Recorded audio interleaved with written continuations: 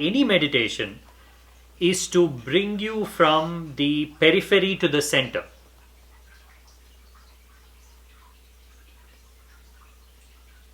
In ancient Hindu scriptures, the identification of the body, the way the body is categorized, the way the mind is categorized, the way the senses are categorized is totally non-physical. See, in the Western understanding of the body, we look at the body more like an assortment of parts, as a mechanism. We don't look at it as an organic growth phenomenon that has happened from a center. Well, in reality, life and life forms are basically growth phenomenon that have started with absolute nothingness, started with the center. Look at the birth of a human being. In the womb, at one point in time, the baby was nothing, an infinitesimally small point. Of course, you can keep on going deeper, digging deeper and say, oh, it started as an egg. But when you look at it from the outside, it started with a point of nothingness. At least in terms of physical mass, it had nothing. And from there to an adult human being, the process did not happen as an assortment of parts. The body did not develop first the torso, and then the hands were fitted, and then the legs were fitted. Although that is how we tend to think of the human body. We tend to think it's purely a mechanism. In fact, that is how evolutionarily we explain the human body. Why do we look like this? Why we have certain body parts and why we lack certain body parts. For example, why don't we have tails like monkeys? Or why don't we have trunks like elephants?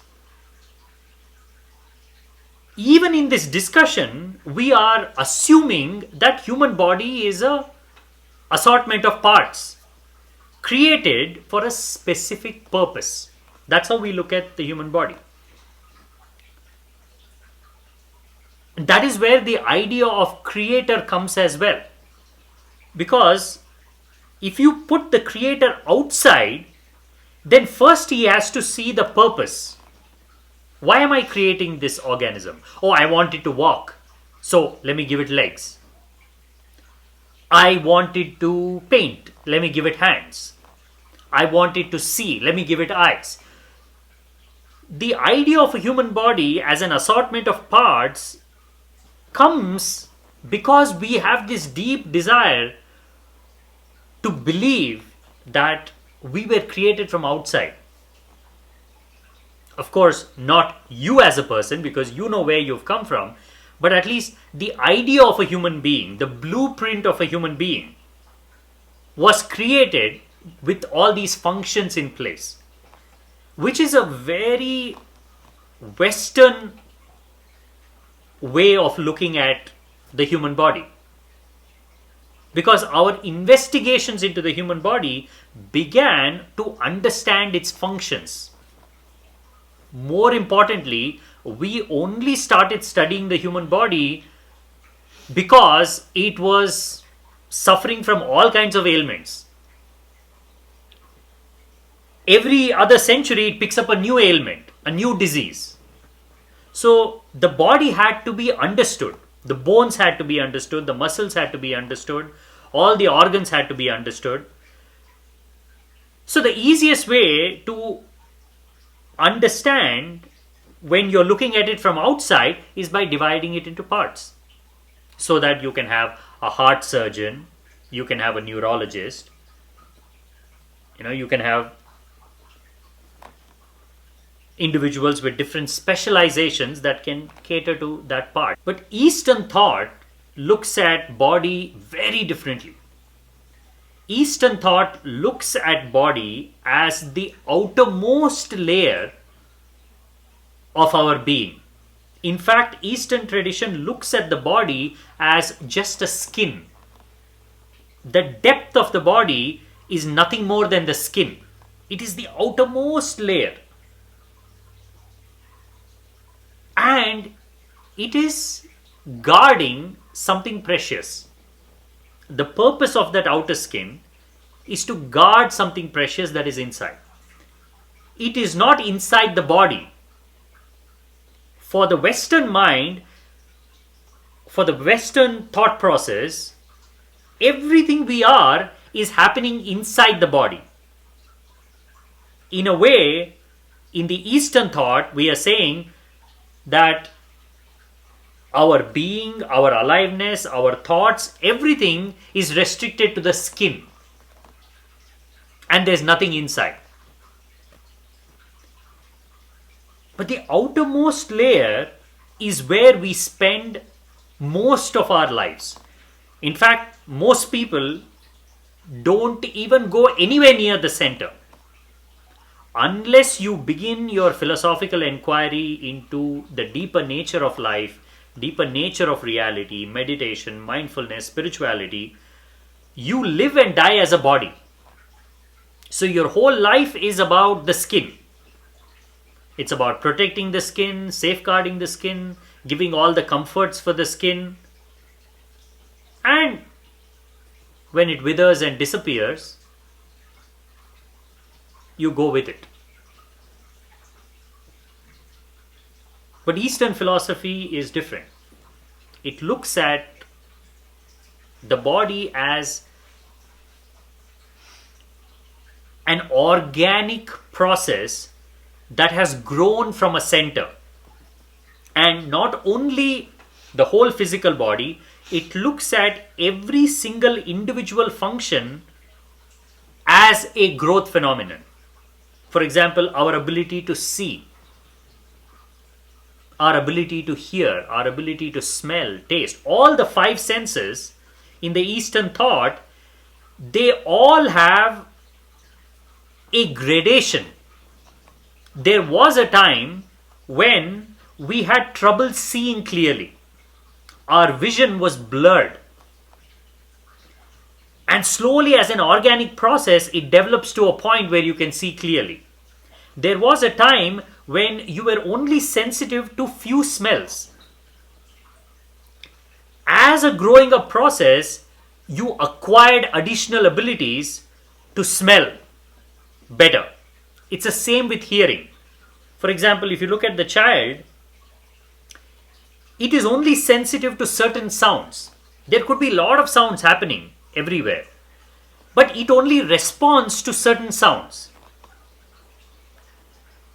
It recognizes the voice, it recognizes the tonality of the voice, it recognizes certain sharp sounds, but most other sounds it doesn't care, because it's not necessary at that stage.